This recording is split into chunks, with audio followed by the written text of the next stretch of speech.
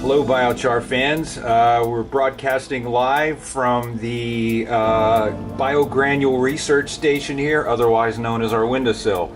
So what you got here are some marigolds, and on this first marigold right here, these are about 60 days old, grown under fairly low light conditions here in the windowsill.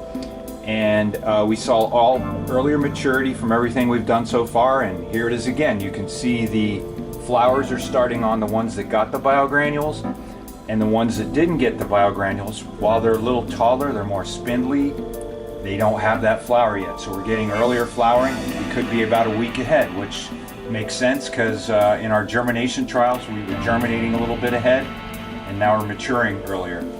Over here, this is cucumber. And you can see, again, the plant's a little bigger, a little more mature. That one there is zinnia.